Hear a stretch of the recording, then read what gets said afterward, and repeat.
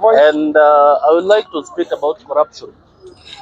You know, our community has so much welcomed corruption in a way that when you meet a certain politician, for he to be good and for you to go and sell his name back in the village, then you must be given something. Farm is goodness.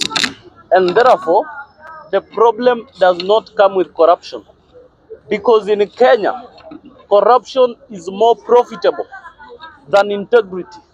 That is why most of the people involved in any corruption scandal are more prosperous in terms of their political mileage, in, in terms of anything they are achieving to ensure that they can retain their status. Therefore, corruption has been welcomed in the Kenyan country because we live in a country whereby we are the only people who welcome corruption.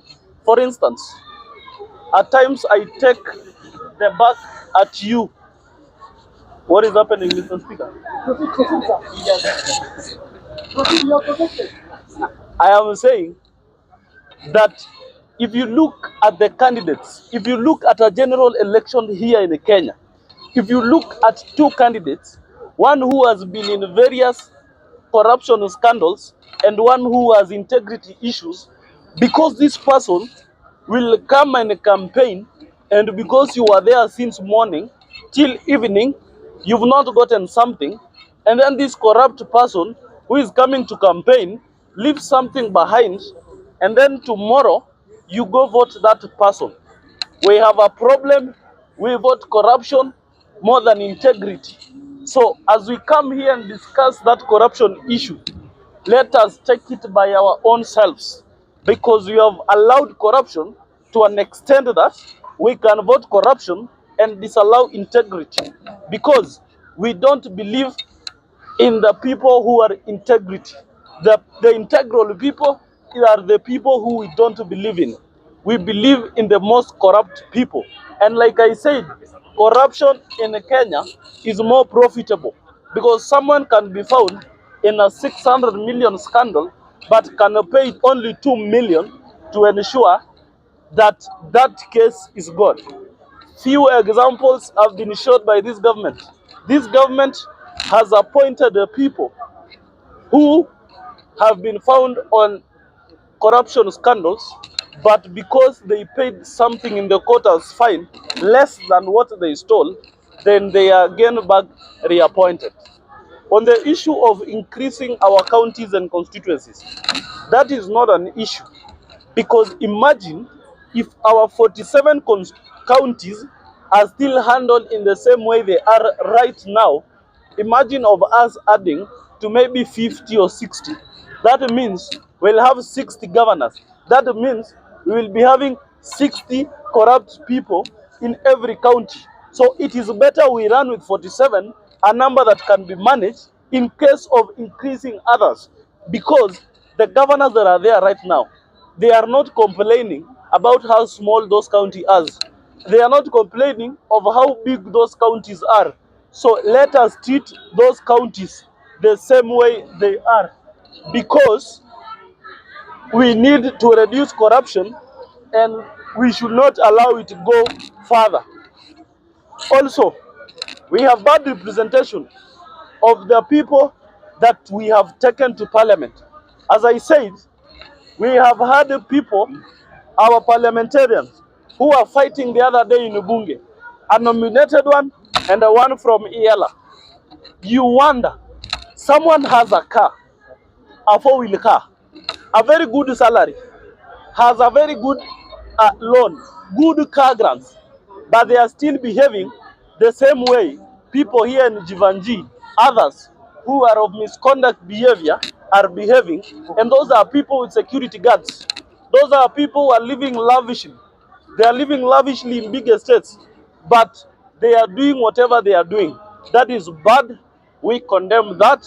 We tell our leaders that portray the qualities of being a leader, portray the potent that can be seen in a leader.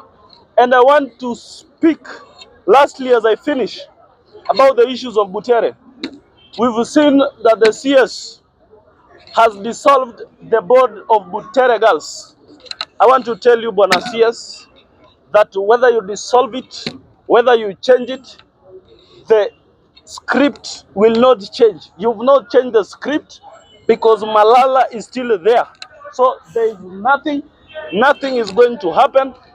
Leave those people alone, because the same way Machogu was changed and you entered, we have had no big impact in that ministry. So do anything you can do, but everything will remain contact. And also, to the Azimio leader Raila Amolo Odinga, you are seeing things that are happening, they are unforeseen things. The misfortune that is happening to our young children in school. And I want to tell you that if this is the direction, the government that you donated your experts is handling the Kenyan people and the Kenyan children, then we rather take back our experts and then ensure that they go back and we start fighting for issues of this country, because it is useless. You are there, but brutality against humanity is still happening to our kids. So it is better we retreat, get back to the people, discuss issues, and protect the... Dakika tu moja mimi. Bunge power. Bunge power. Hii ni sura mpya hapa. Mimi ni orao. Na leo nataka kuzungumzia tu kitu moja about the constitution. Na hiyo constitution jana ilikuwa violated, si ndio? Na hiyo constitution jana kuwa violated starting from the high court. High court giving Butere authority to go and perform their play. Na jana mapolisi wako pale. Audience wananyimwa. Kwani message ilikuwa gani kwa hiyo play? Message ilikuwa simple kwa hiyo play. Kutuonyesha how these youths can engage in bringing the ideas to the government to help the government. That was in that play. And that thing the government jani likataa watoto wa perform. Mnataka perform aje bila audience? What was the main issue for that drama? So to pass the message. The message was not passed because government jana walikataa. Na ndio kitu tunataka kuambia tu serikali. Ile kitu mlifanya jana is so shameful kwa serikali na kusema they are protecting constitution. Mna protect constitution gani? Protection gani ya constitution mnafanya? Hakuna protection hapo hata kidogo. Na ndio telling Malala kama jana ikuperformiwa na Butere girls, leta hiyo kitu huku kwa street. We are the actors. Once hiyo part ya Mustafa nitachukua and I'll act that part perfectly. Na ilete hapa Kenya National Theatre na tuko ready. Na hiyo kitu ilifanyika jana. The leaders there who are there in parliament. It's because of that art, hiyo drama jana ilikuwa inafaa ifanywe pale jana. Hiyo drama ndio imefanywa wakajulikana na wako parliament. Na mmoja wao ni Jalango. So what happened yesterday? Tunashutumu serikali kwa hiyo kitu yenye wamefanya na wamefanya vibaya. Kwa constitutional review, serikali tunashindwa tunataka kuongeza counties. Counties mnaongeza ya nini? Right now, finance bill yenyewe almost like 60% inaenda kwa salary tu ya tu ma executive. Bado mnataka kutuongezea nini zingine? Kwani mnataka kutuua? Si kama mnataka kutuua serikali mtuambie. Na serikali yenyewe kwa hiyo constitutional review, serikali haiwezi fuatilia constitution. Serikali hao ndio watu they are going against the law. How do you expect for a common mwananchi kama mimi? A common mwananchi kama mimi basi nitaona mali imeandikwa nisikojoe. Nitatoa lugha yangu na alternate my ammonia everywhere. So serikali kwa hiyo nini mnafanya for protecting the law? First of all, follow the law. Juu tunajua serikali yako imejaa corrupt leaders na au corrupt leaders wenyewe huwezi deal nao. Tutaanza na venye tu lishinda election. Gachagua had a case in court. You accept him na kaingia kwa serikali yako. Immediately the 200 million case yenye alikuwa nayo kwa court, pesa yote alipewa. Mpaka sasa hiyo case bado hajafunguliwa iendelee. So serikali, Ruto in your government, they are corrupt leaders and deal with them. Mimi ndio kitu naweza sema. Orao. Thank you, Rao. 1 minute. Kwa majina naitwa Patrick, tutaongea haraka kwa sababu ya mvua. Hata mimi nitagusia about hii story ya Butere girls na mambo tu mawili ile nitagusia mimi. Hii sheria ya Kenya isikuwe tu site moja na site nyingine iweze fanya kazi. President wetu wacha sasa tuambiane tu ukweli. Ameokopa kwa sababu hajui ni nani anatii na yeye. Wajua president alikuwa anajua labda Raila ndiye ako na Genz. Lakini afuta kukaa na Raila aone Genz wakitingika, watu wamesimama mahali tu aliwawacha. Mheshimiwa President William Samuel Ruto, mimi nilikuwa nadhani Gachagua ni muongo, lakini wakati alitacha story ya mbolea kuwekwa mchanga, mimi kama mkulima nilistuka, na vile alikuwa anapeleka Linduri mbio, eti kwa sababu eti Linduri ndiye amesimamia hiyo idara, yeye ndiye amechukua mbolea akaweka mchanga. Kumbe mbolea tumepewa kutoka Russia, yeye mwenyewe na wakora wake wamechukua mchanga wameweka kwa mbolea ndio wapate pesa mingi. President wetu awachane na watoto wetu. Kama serikali imemshinda, tafadhali apange viraku aondoke, watu wengine waongoze. Tuko na watu wazuri hapa Kenya wale wanaweza ongoza nchi. Nyayo tu, siwezi wachosha na machache. Na mimi asanteni sana. Niko hapa naitwa Frederick Paul, na mimi nataka kuongelea mambo ya constitutional review.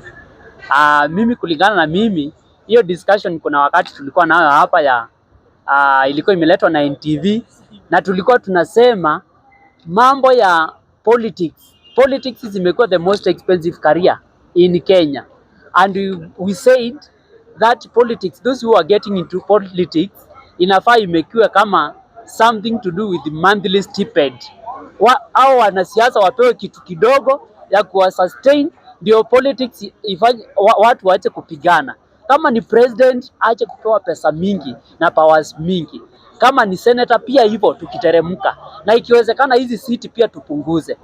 Nikimalizia mambo ya Butere, mimi saa hizi mtoto mdogo akikuja hapa aniambia nitakuchapa, nitaweza kucheka na niondoke. That is what president and the government of the day did yesterday. They snooped low by fighting the children, by tear gassing the small children and girls in that matter.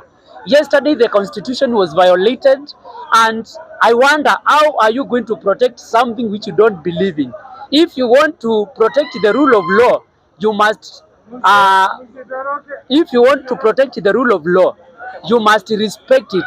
Now the government of the law must respect the people, must respect the children.